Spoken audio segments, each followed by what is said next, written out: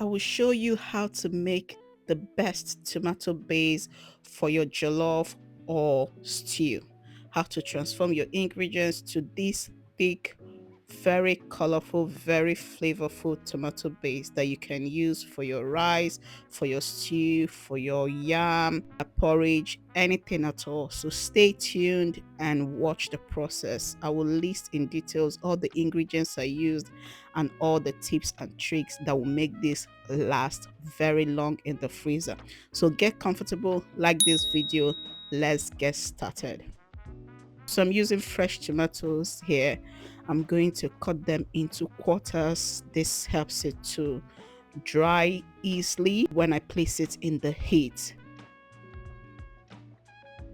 We have to boil this to remove the moisture content of the tomato and the peppers you're using. This is what makes your tomato base to last long. To help speed up that process, you just cut it. Now I'm moving over to my bell peppers.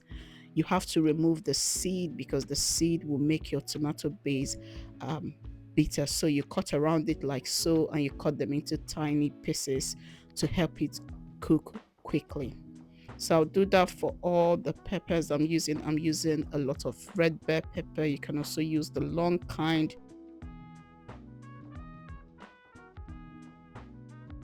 So you cut that, just roughly chop it. You don't need to, cut it finely because you will still blend it. So you cut that and put it in the pot, and I will go over to my onion. I'm using a combination of red onion and white onion for this tomato base. This adds the flavor. We're trying to build a good flavor profile for our tomato base, and we're just adding in the onion there. Once again, cut it into quarters. That's okay. We'll still blend it. And there you have it. Now I'm going to add my garlic. You can also add your ginger at this point, but I already have a crushed ginger in my freezer, so I'm not doing that. I'm going to add some rosemary into that, and then I'll add my scotch bonnet pepper. I don't want it too spicy, so I'm just adding two. You can add more if you want it spicy. We're going to pop it in the heat and let it dry down. Look at that. You can see it bubbling away, and it is drying down. It is getting well cooked, and this will help remove the sour taste in your tomato. When it's all dried down, you just pop it in your blender. I'm using my Ninja blender here to blend it. Just scoop all of it. Make sure you get all that goodness into your blender, and you begin to blend it. Guys, this is a good time to hit like on this video, and if you've not subscribed to my channel, please do subscribe, and I promise you won't regret it.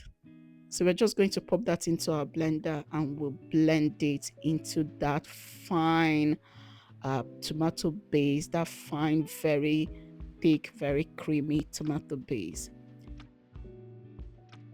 And there you have it. The next thing now is to put them into this small plate.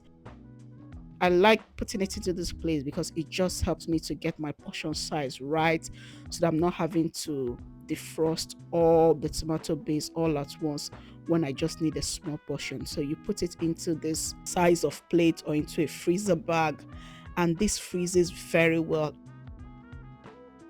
I'm not going to fill it all the way to the top because I want it to have some room to expand in the freezer when it gets frozen, but that quantity in that plate is okay.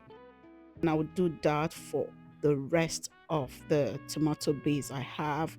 This is very delicious. It already has its own flavor, so if you're using it to cook, you don't need to season as much. It's very thick, the color is there, so it will really work well for your jollof. And by the way, I will link my jollof rice recipe on top, so you can click on it and see how I make my jollof rice. I also have an amazing stew recipe that makes use of a similar tomato base, which can work for you. Make sure you get all of it out of your blender because you want every drop of your tomato base. So I will just use this cooking brush to get all of it out, all of that out, and then I'll put the rest of it in a plate. This one gave me about half of the quantity compared to the other ones. So I had like 3.5 plates of tomato base, and this is very handy. This is a handy way to meal prep. It's very easy. So you're not rushing to prep another tomato base when you want to make your jollof or stew. So if you're a busy woman, you're a busy mom, you want to meal prep, this is a very, very good way to do that. I hope you enjoyed this. I hope you learned something useful, something you incorporate in this new year. So give me a like, give me a subscription, and I'll see you in the next one. Bye.